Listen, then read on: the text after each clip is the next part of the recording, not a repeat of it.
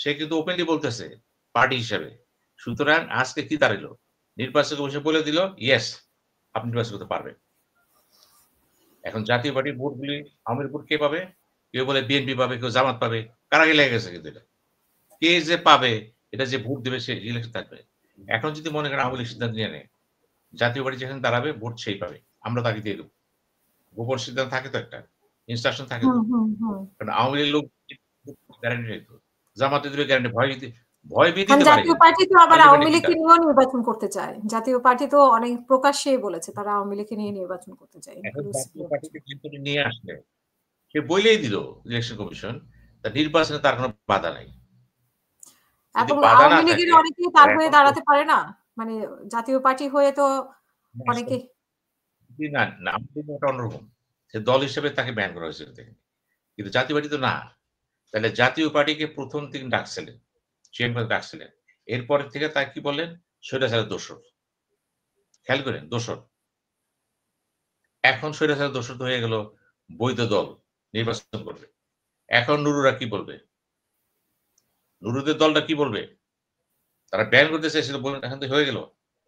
এবং নিঃসন্দেহে ওই নুরুদের গণ অধিকার পরিষদ থেকে জাতীয় পার্টির অবস্থান ভালো, বড় দল এটা।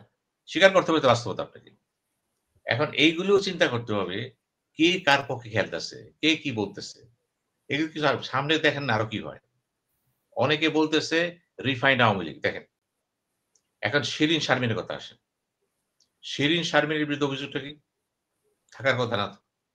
ওনার তো ইন্টারন্যাশনাল স্ট্যাটাস ছিল একটা। উনি চুপচাপ বসে আছে। কেন? এই শিরীন শারমিনের দরকার হবে কখন? এই যে সংসদ আসতেছে না? এই সংসদের প্রথম সেশনে সভাপতিত্ব করবেন তিনি।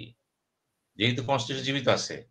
এই কনস্টিটিউশনে এই বিগত সরকারের যে স্পিকার যেমন করেছে অতীতে যারা করেছিলেন, বিগত সরকারের স্পিকার বর্তমান সরকারের প্রথম সেশনে থাকবেন। ওই সেশন স্পিকার নির্বাচিত হওয়ার পর এমপি হবে, এমপিরা বানাবে স্পিকার। স্পিকার তখন বানাতে পারবে না। নির্বাচিত পরও পারবে না। শপথ নিতে হবে। আপনার শপথ কে নিব? আপনার শপথ দিবে স্পিকার। তো শিরীন শারমিনের কাছে যেতে হবে আপনাদের। যেহেতু আপনি কনস্টিটিউশন জীবিত রাখেছেন, কতগুলো বিষয় গভীরে যান না কেন? শিরীন শারমিন যেখানে যে অবস্থায় থাক, তাকে তো বাঁচায় রাখতে হবে আপনাকে। যদি সে মারা যায়, ডিপটি স্পিকার, ডিপটি স্পিকার জেলখানা আসে।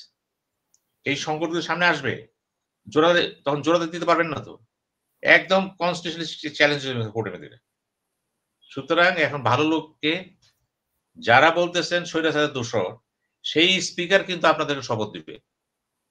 এই পবিত্র মানুষগুলি শপথ দিচ্ছে, অপবিত্র লোকগুলি। আবার দেখেন তো, উনি যদি কোনো কারণে আওয়ামী লীগের সাথে জড়ান, কি দাঁড়াবে?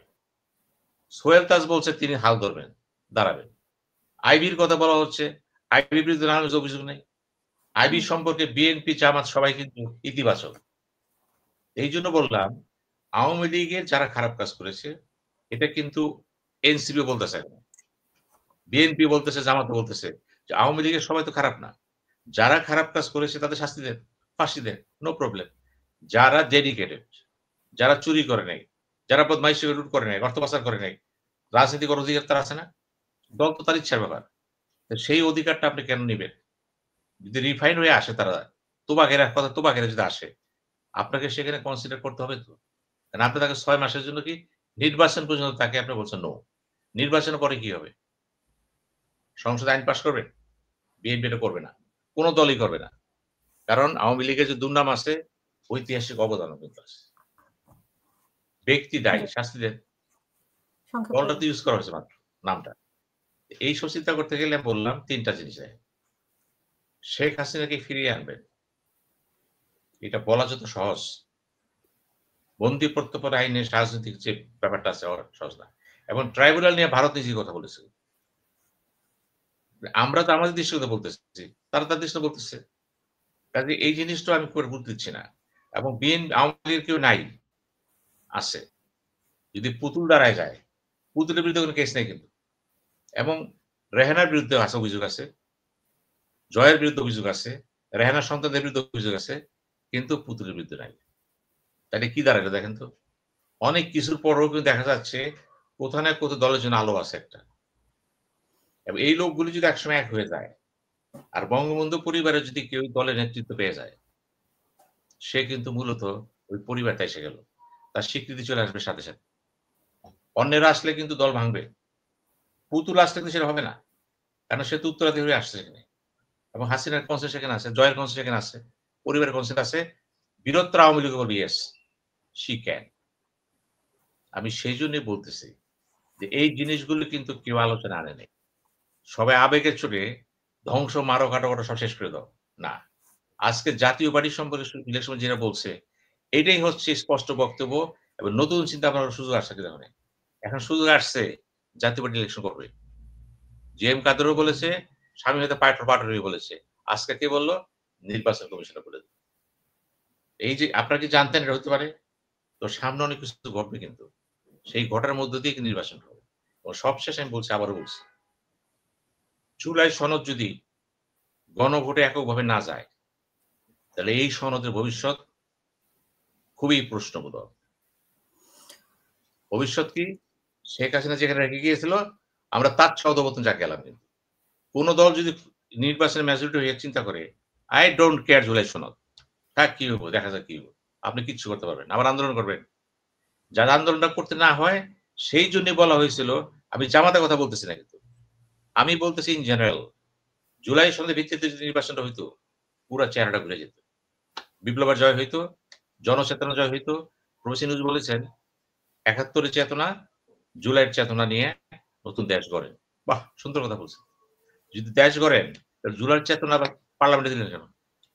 গণভোটে নিয়ে আসছেন একা। সেটা হয় নাই কিন্তু। প্রশ্নবোধক আছে কিন্তু।